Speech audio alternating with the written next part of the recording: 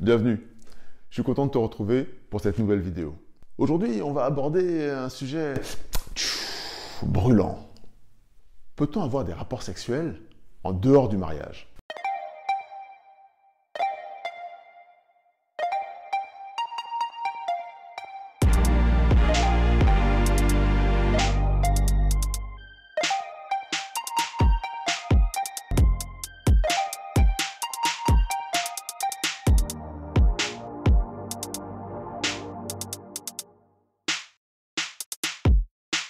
Pour répondre à cette question, on va devoir passer par un incontournable, les 10 commandements. Parce qu'effectivement, pour tous ceux qui ont à cœur de vouloir rester proches du Seigneur, nous devons apprendre et surtout comprendre que Dieu a tout mis en œuvre pour que nous puissions être dans les meilleures dispositions. Sur le plan physique, avec ce que nous mangeons, par exemple, sur le vêtement, mais aussi sur la question morale. Ainsi, les 10 commandements nous offrent une idée très claire de ce que Dieu attend de l'humanité.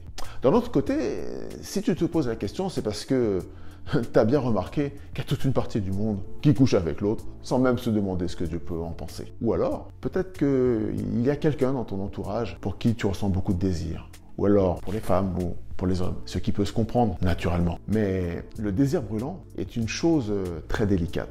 D'un côté, ça peut être un puissant levier que l'adversaire peut utiliser pour nous éloigner de Dieu. Si tu vas regarder dans Nombre 31 au verset 16, tu verras, j'ai envie de te dire, la conclusion de l'histoire de Balaam. Balaam, ce prophète qui avait été appelé pour pouvoir maudire le peuple d'Israël, mais malgré tous les efforts du roi qu'il avait fait mander, rien n'a pu se faire comme il le désirait. La malédiction n'a pas pu être prononcée. Pourquoi une malédiction ?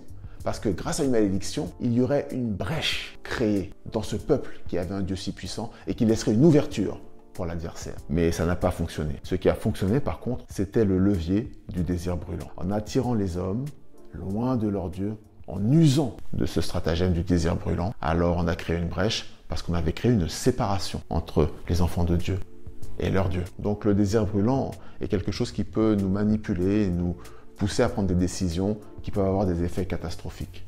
D'un autre côté, j'ai envie de te demander de regarder un peu plus loin dans la Bible. Si tu vas regarder dans Genèse, on en a déjà parlé, Dieu a créé l'homme et la femme. Il les a créés avec une certaine ressemblance, mais avec beaucoup de différences. Et si tu prends le temps de te pencher sur le texte de la création de l'homme, tu vas te rappeler, tu vas constater à nouveau que Dieu a formé l'homme de la poussière de la terre. Il l'a formé de haut en bas, dans tous les détails.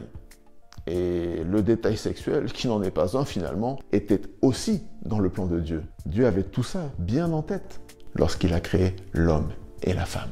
Tout ça pourquoi ? J'ai envie que tu saches que s'il y a un risque à se laisser manipuler par son désir, Dieu est aussi le Dieu qui a voulu que la sexualité existe. Mais c'est comme pour tout dans la vie, ça marche toujours mieux si on suit les recommandations du constructeur. Je te donne rendez-vous pour une prochaine vidéo.